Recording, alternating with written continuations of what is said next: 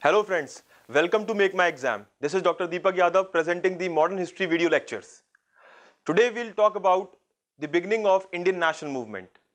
आज हम शुरुआत से पहला टॉपिक लेंगे इंडियन नेशनल मूवमेंट. हम बात करेंगे कि इंडियन नेशनल मूवमेंट किस तरह शुरू होता है, कांग्रेस कैसे बनती है, किस तरह से इंडियन नेशनल कांग्रेस स्ट्रगल करते करते देश की सबसे पॉपुलर पार्टी बनती है और देश को आजादी दिलाती है. The topic is beginning of Indian national movement. So before moving ahead, we should understand the fact behind Indian national movement.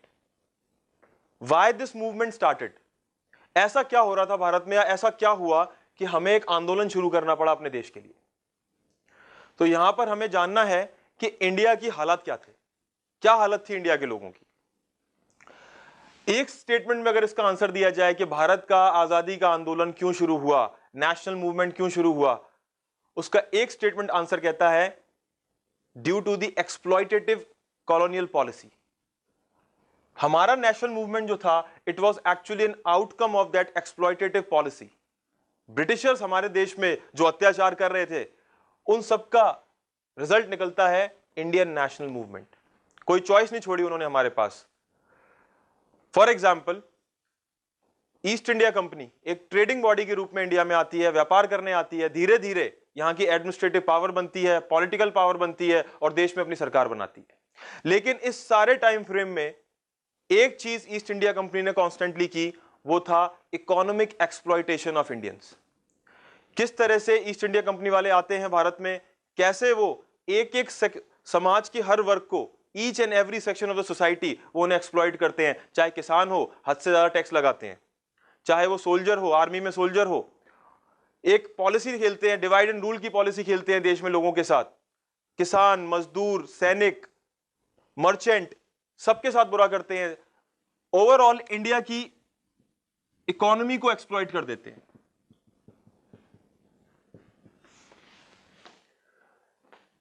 Each and every section of the society was economically, financially exploited.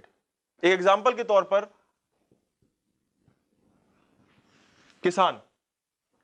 अंग्रेज आते हैं, देखते हैं भारत का सबसे खुशहाल वर्ग है किसान, टैक्स लगाओ.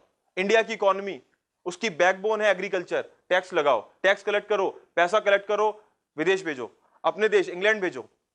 इंडिया की सारी इकोनॉमी. बात करेंगे हम ड्रेन थ्योरी की आगे, कि किस तरह से इंडिया की इकोनॉमी को बर्बाद करके ब्रिटेन अपनी इकोनॉमी को मजबूत बनाता है.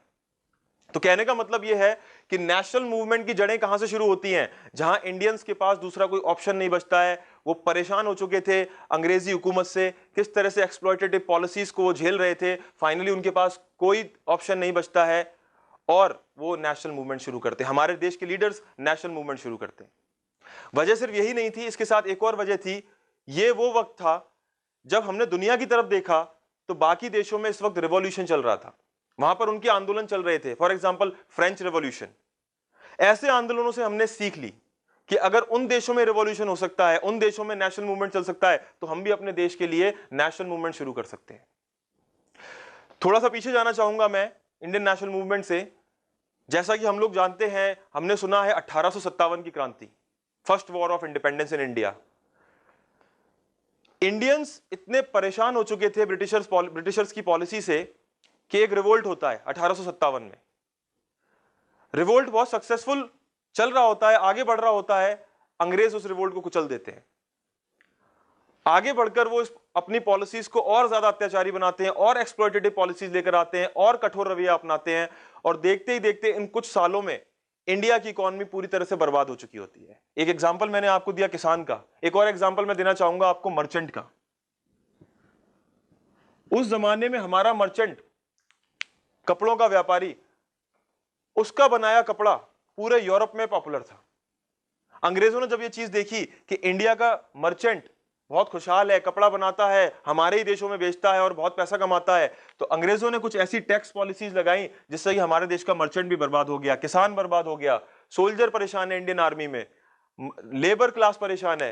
राजा महाराजा को अगर हटा दिया जाए तो अगर मैं जमींदार क्लास पर आऊं तो ऐसा कहा जाता है कि जमींदारों ने अंग्रेजों की हेल्प की, मदद की, ये सच है, लेकिन कुछ जमींदार अंग्रेजों से परेशान भी थे। इन जमींदारों से कहा जाता था कि आप जाओ किसान से टैक्स वसूल करो और हमें दो, अगर वक्त पर आपने टैक्स नहीं चुकाया तो आपकी जमीनों को हम जब्त कर लेंगे। तो कुछ हद तक जमींदार भी परेशान थे। तो बताना मैं ये चाहता हूं कि भारत का हर वर्ग अंग्रेजों से परेशान था, दूसरा ऑप्शन कुछ बचता नहीं था, इसलिए हमारे देश के लीडर्स ने नेशनल मूवमेंट शुरू किया। हम उसकी बात करेंगे। दो वजह मैंने आपको बड़ी बताई, उनमें से एक वजह है दूसरे देशों को हमने देखा वहां पर आंदोलन शुरू हो चुके थे और सक्सेसफुल फेज में थे। तो मैं बात करूंगा अब इंडियन नेशनल कांग्रेस की, कि इंडियन नेशनल कांग्रेस किस तरह बनी और इंडियन नेशनल कांग्रेस बनने के बाद ही हमारा नेशनल मूवमेंट आगे बढ़ता है। तो इंडियन नेशनल कांग्रेस क्यों बनी? लोग कहते हैं कि देश को आजादी दिलाने के लिए बनी, लेकिन यह सही आंसर नहीं है। इंडियन नेशनल कांग्रेस बनी कुछ और वजहों से, और वो वजह क्या थी? पूरे देश की डिमांड, अलग अलग लोगों की अलग अलग परेशानियां हैं, भारत के लोगों की कई परेशानियां हैं, गवर्नमेंट उन पर ध्यान नहीं दे रही है, वो सारी मांगे अंग्रेजों के सामने रखने के लिए एक ऑल इंडिया लेवल पार्टी बनी जिसे इंडियन नेशनल कांग्रेस का नाम दिया गया। लेकिन इंडियन नेशनल कांग्रेस के बनने से पहले कुछ और छोटी छोटी पॉलिटिकल ऑर्गेनाइजेशन और एसोसिएशंस भी बनी थी। ये क्यों बनी थी? सेम रीजन, जो हमारे देश के लोगों की समस्याएं थी उन्हें किस तरह से अंग्रेज सरकार तक पहुंचाया जा सके, इसके लिए एक पॉलिटिकल प्लेटफॉर्म की जरूरत थी। तो अलग अलग प्रोविंसेस में, अलग अलग जगहों पर, बंगाल में अलग, पंजाब में अलग, ऐसे अलग अलग जगहों पर अलग अलग छोटी छोटी पॉलिटिकल एसोसिएशन बनने लगी और उनका मकसद था अपने एरिया के लोगों की, अपने राज्य के लोगों की समस्याओं को ब्रिटिश सरकार तक पहुंचाना। पर एक प्रॉब्लम थी। प्रॉब्लम यह थी कि ये जो छोटी छोटी एसोसिएशन और पार्टीज थी, they were so regional, they were so local in character. वो पूरे भारत की बात नहीं करती थी, वो सिर्फ अपने एरिया, अपने इलाके की, अपने राज्य की बात करती थी। दूसरी बात, these political associations, they were dominated by the rich and wealthy class. There was no mass participation, no middle class participation. For example, Indian national Congress बनने से पहले कुछ ऐसी एसोसिएशंस बनी, उनके मैं नाम आपको फॉर एग्जांपल बताना चाहूंगा, जैसे कि land holders association, east India association, east India association बनाई थी दादा भाई नारोजी ने।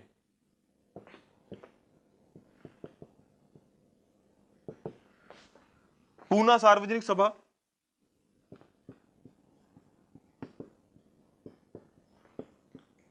महादेव गोविंद राणा ने बनाई थी पूना सार्वजनिक सभा। तो अब ये जो जितनी भी एसोसिएशन थी, they were so local in character, पूरे भारत की डिमांड नहीं रख सकती थी, plus dominated by rich and wealthy people, no mass participation, आम आदमी का तो उसमें पार्टिसिपेशन था ही नहीं। तो ये समस्या थी कि कैसे पूरे भारत की बातें, पूरे भारत की प्रॉब्लम्स हम ब्रिटिश सरकार के सामने रखें, क्योंकि ब्रिटिश सरकार इन छोटी छोटी पार्टियों की बातें सुनती भी नहीं थी। यहां पर जरूरी थी एक ऑल इंडिया लेवल बड़ी पार्टी हो जिसे ब्रिटिश सरकार कंसीडर तो करे। इन छोटी छोटी पार्टियों की तो मांग वो सुनती ही नहीं थी। और इन जो लोकल एसोसिएशंस हैं, इन्होंने कुछ डिमांड्स रखी, जैसे कि इनकी डिमांड्स की अगर मैं बात करूं तो कुछ डिमांड इनकी इंपॉर्टेंट थी, जैसे कि ये बात करते थे एडमिनिस्ट्रेटिव रिफॉर्म्स की।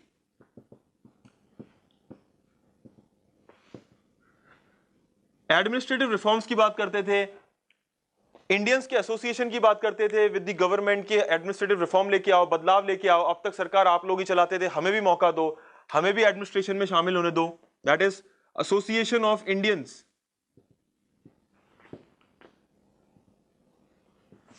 With the government.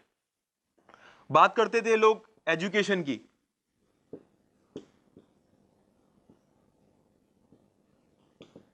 Spread of education in the country, के देश में एजुकेशन फैलाओ, हमारे बच्चों के लिए शिक्षा का इंतजाम करो। तो ये सारी चीजों की बात करते थे, जरूरी मांगे थी, लेकिन ब्रिटिश सरकार इन पर कभी ध्यान नहीं देती थी। तो यहां से हमारे लीडर्स को एक बात समझ में आ गई कि अब हमें इन छोटी छोटी ऑर्गेनाइजेशंस के हिसाब से नहीं चलना है, हमें एक ऑल इंडिया लेवल पार्टी बनानी है, एक बड़ा प्लेटफॉर्म तैयार करना है, ऑल इंडिया लेवल पर हमें बात करनी है। तो यहां से शुरुआत होती है इंडियन नेशनल कांग्रेस की।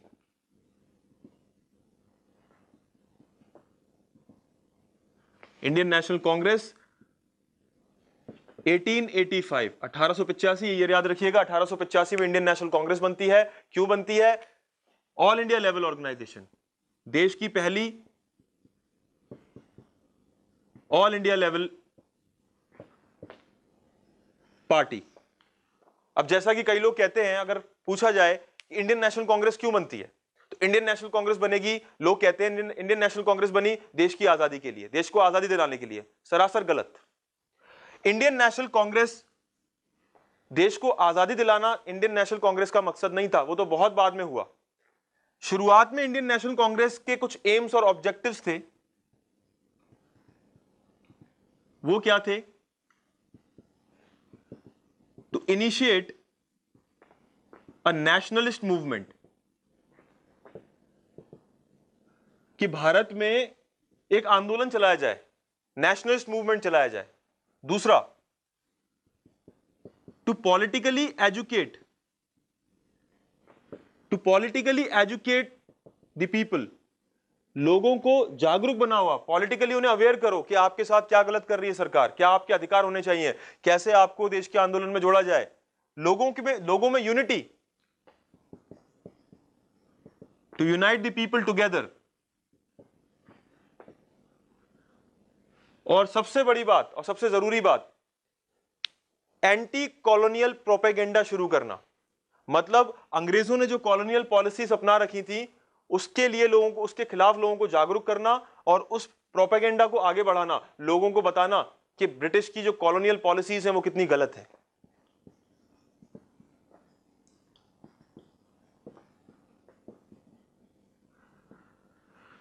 तो ये कुछ एम्स थे इंडियन नेशनल कांग्रेस के। मैं फिर कहूंगा, शुरुआती दिनों में, शुरुआती सालों में इंडियन नेशनल कांग्रेस देश की आजादी की बात नहीं करती है, वो इन कुछ डिमांड्स की बात करती है कि हम ये सारी डिमांड्स, कुछ डिमांड्स हैं जिन्हें हम देश के सामने रखेंगे, ये इसके ऑब्जेक्टिव्स थे कि कैसे हम मूवमेंट शुरू करेंगे भारत के लिए, कैसे लोगों को एजुकेट करेंगे, और ये सब करते करते हम अपनी डिमांड अंग्रेजों के सामने रखेंगे।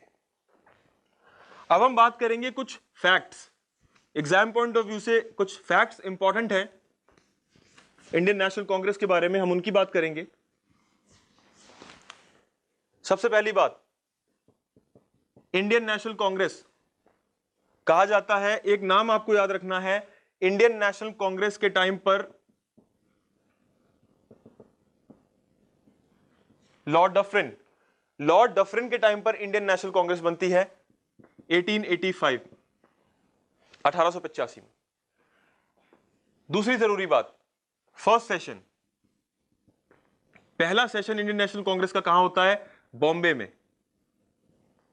President was WC Banerjee. कितने लोग आए थे पहले सेशन में? 72 पीपल। जैसे कि अगले सेशन की बात करूं, इंडियन नेशनल कांग्रेस का अगला सेशन 1886 में होता है, वहां इनकी संख्या बढ़कर 436 हो जाती है, 436। हमें ये नंबर याद नहीं रखना है, हमें ये 72 वाला नंबर याद रखना है, क्योंकि पहला सेशन था, इंपॉर्टेंट है, कितने लोग इकट्ठा हुए थे? 72। देखते ही देखते कुछ ही सालों में ये नंबर बढ़ के हजारों में चला जाता है। बताना मैं आपको ये चाहता हूं कि कैसे इंडियन नेशनल कांग्रेस एक पॉपुलर पार्टी बनती है। फर्स्ट मुस्लिम प्रेसिडेंट,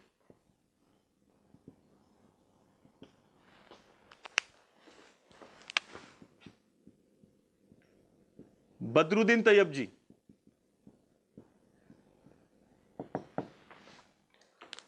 पहली औरत जो इंडियन नेशनल कांग्रेस की प्रेसिडेंट बनी, एनी बेसेंट, 1917 के मद्रास सेशन में प्रेसिडेंट बनी थी। पहली भारतीय महिला जो प्रेसिडेंट बनी, सरोजनी नायडू।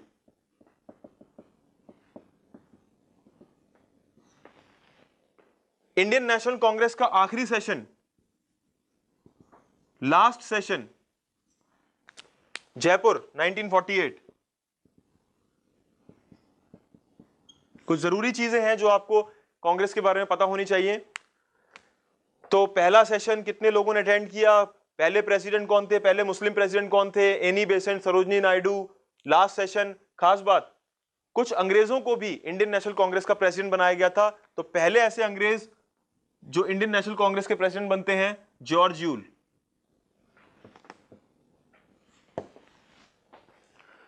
तो अब हम बात करेंगे इंडियन नेशनल कांग्रेस के दो फैक्शंस के बारे में कि इंडियन नेशनल कांग्रेस, हमने बात करी इंडियन नेशनल कांग्रेस क्यों बनी, इंडियन नेशनल कांग्रेस के ऑब्जेक्टिव्स क्या थे, इंडियन नेशनल कांग्रेस के कुछ फैक्ट्स की हमने बात की। अब हम बात करेंगे कि आईएनसी में दो तरीके के लोग थे, दो तरह की आइडियोलॉजी रखने वाले लोग थे, दो तरह की सोच रखने वाले लोग थे।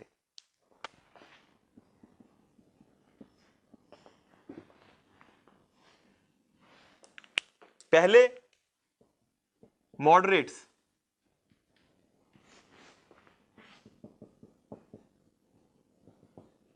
Second extremist. नरम दल और गरम दल, इनकी सोच अलग थी, काम करने का तरीका अलग था। थे दोनों कांग्रेस में, लेकिन दोनों के काम करने का तरीका अलग था। और इसी सोच में अंतर की वजह से, इसी डिफरेंस, इसी आइडियोलॉजिकल डिफरेंस की वजह से आगे जाकर इंडियन नेशनल कांग्रेस टूटती है। हम अगले लेक्चर में बात करेंगे कैसे इंडियन नेशनल कांग्रेस टूटती है। फिलहाल तो हम बात कर रहे हैं उसकी कंपोजिशन की, कौन कौन लोग उसमें थे। तो सबसे पहले मॉडरेट्स, इनकी सोच क्या थी?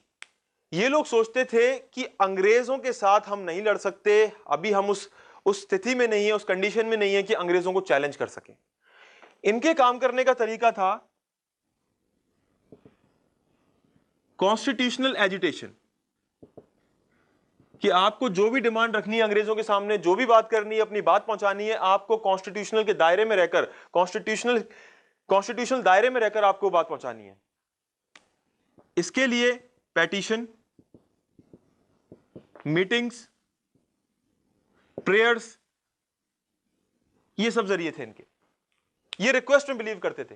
इन्हें लगता था कि एक बार अंग्रेजों को हमारी एक्चुअल सिचुएशन का पता चलेगा, एक्चुअल कंडीशन का पता चलेगा कि एक भारतीय किस हालत में रह रहा है, तो अंग्रेज सरकार हमारी मदद जरूर करेगी। कुछ इंपॉर्टेंट लीडर्स के नाम यहां मैं बताना चाहूंगा।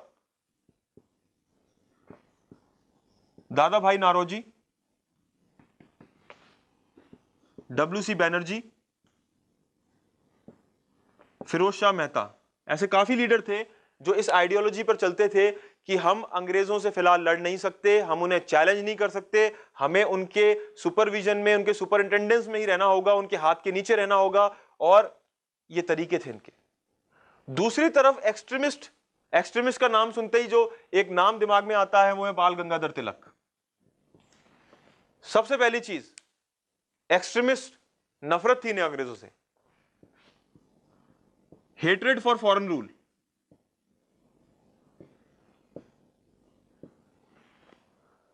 इनका कहना था हमें स्वराज चाहिए, इनकी आइडियोलॉजी थी स्वराज, और इस स्वराज के लिए हम सेल्फ सेक्रीफाइस इनकी आइडियोलॉजी थी कि स्वराज को हासिल करने के लिए हम अपनी खुद की कुर्बानी देने से भी नहीं चूकेंगे। तो सेल्फ सेक्रीफाइस। तो यहां आप देख सकते हो इंडियन नेशनल कांग्रेस में दो फैक्शंस, मॉडरेट्स और एक्सट्रीमिस्ट। जहां मॉडरेट्स सरकार के अंडर रहकर काम करना चाहते हैं, उनकी डिमांड क्या है? They wanted constitutional reforms, constitutional reforms की बात करते थे। कॉन्स्टिट्यूशनल रिफॉर्म्स मतलब हमें भी सरकार का हिस्सा बनाया जाए, गवर्नर जनरल की काउंसिल में, गवर्नर की काउंसिल में हमारी भी एंट्री हो, हम भी देश के एडमिनिस्ट्रेशन में पार्टिसिपेट करें, सरकार अंग्रेजों की रहे लेकिन हमें भी मौका मिले देश चलाने का। कॉन्स्टिट्यूशनल रिफॉर्म्स चाहते थे, जबकि एक्सट्रीमिस्ट स्वराज चाहते थे। इनका तरीका था पेटिशन, मीटिंग, रिक्वेस्ट। इनका तरीका था कि हम सेल्फ सेक्रीफाइस करने से भी नहीं चूकेंगे। तो आप देख सकते हो कि आइडियोलॉजी का कितना फर्क था, और इसी आइडियोलॉजी की फर्क की वजह से time to time internal clashes Congress की पार्टी में आते रहते थे। तो ये हो गया स्ट्रक्चर इंडियन नेशनल कांग्रेस का। अब हम बात करेंगे मॉडरेट्स की, क्योंकि शुरुआती दौर में 1885 जब कांग्रेस बनती है, 1905 तक कांग्रेस में किसका दबदबा रहा? मॉडरेट्स का।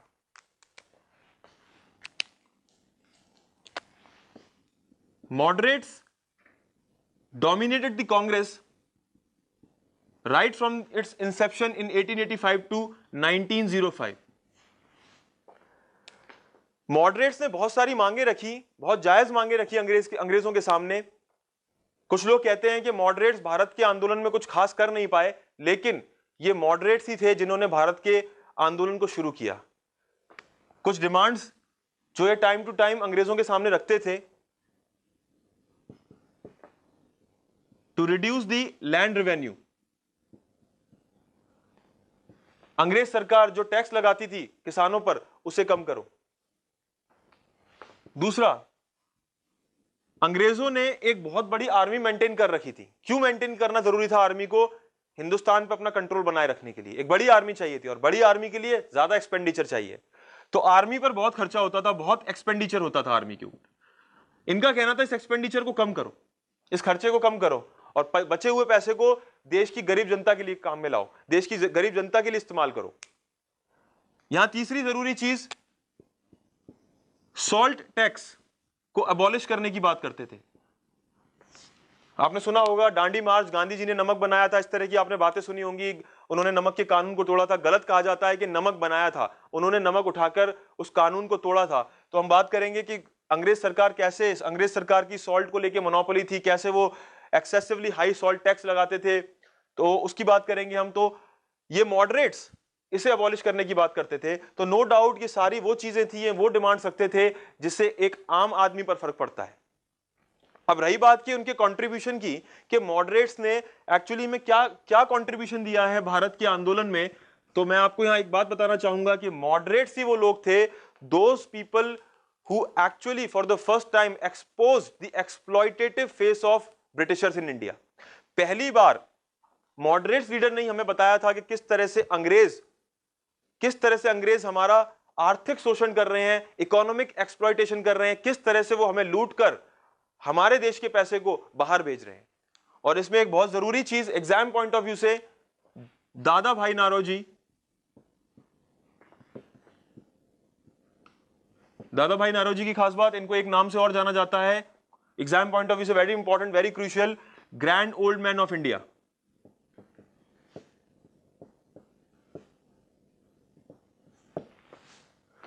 तो यहां पर दादा भाई नारोजी ने एक किताब लिखी थी जिसका नाम था poverty and un British rule in India. इस किताब में इन्होंने एक थ्योरी का जिक्र किया है, और उस थ्योरी का नाम है ड्रेन थ्योरी। एग्जाम में पूछा जाता है कि ड्रेन थ्योरी का जिक्र किसने किया, ड्रेन थ्योरी किसने दी थी? दादा भाई नारोजी ने। इस ड्रेन थ्योरी के जरिए ही दादा भाई नारोजी, जो कि एक मॉडरेट लीडर थे, उन्होंने ही समझाया देश को कि कैसे हमारा जो पैसा है वो ड्रेन हो रहा है बाहर, मतलब इंडिया का पैसा लूटकर किस तरह से इंग्लैंड भेजा जा रहा है। ये बात दादा भाई नारोजी ने बताई थी, जो कि एक मॉडरेट थे। तो मॉडरेट्स का बहुत बड़ा योगदान रहा, उन्होंने बहुत सारी मांगे रखी जिनका मैंने अभी जिक्र किया। यही वो लोग थे जिन्होंने भारत के नेशनल मूवमेंट को शुरुआत दी, उसे आगे बढ़ाया। उन्होंने ही अंग्रेजों का असली चेहरा लोगों के सामने रखा। तो ऐसी बहुत सी चीजें हैं जहां हम कह सकते हैं कि moderates were very important leaders. तो इस तरह से आज हमने पढ़ा कि आज पहला लेक्चर हमने देखा कि किस तरह से भारत का आजादी का आंदोलन आगे बढ़ता है, किस तरह से इंडियन नेशनल कांग्रेस बनती है, कुछ फैक्ट्स इंडियन नेशनल कांग्रेस के बारे में, मॉडरेट्स कौन थे, एक्सट्रीमिस्ट कौन थे, उनकी आइडियोलॉजी क्या थी, ड्रेन थ्योरी क्या थी, ये सारी बातें हमने की आज। आगे आने वाले लेक्चर्स में हम बात करेंगे कि किस तरह से इंडियन नेशनल कांग्रेस ने स्ट्रगल किया, स्ट्रगल करते करते वो देश की एक पॉपुलर पार्टी बनती है, किस तरह से इंडियन नेशनल कांग्रेस में फूट पड़ती है, स्प्लिट होता है, किस तरह से बंगाल का बंटवारा होता है, स्वदेशी मूवमेंट क्या था, मॉरले मिंटो रिफॉर्म्स क्या था, अंग्रेजों ने टाइम टू टाइम जो हमारे लिए कानून पास किए, हमें और तंग करने के लिए, हमें एक्सप्लॉइट करने के लिए उन्होंने कौन कौन से कानून पास किए, किस तरह से लखनऊ का हिस्टोरिक सेशन होता है, मुस्लिम लीग कैसे बनती है, मुस्लिम लीग का क्या पार्टिसिपेशन रहता है इंडियन नेशनल मूवमेंट में, किस तरह से नेहरू रिपोर्ट आती है, जलियांवाला बाग, गांधी जी किस तरह से पिक्चर में आते हैं। हम बात करेंगे एक एक टॉपिक की, साइमन कमीशन आपने सुना होगा। तो ये सारी चीजों का हम जिक्र करते करते 1947 तक बात करेंगे जब देश को आजादी मिली। I hope you like today's lecture. Please like, share and subscribe.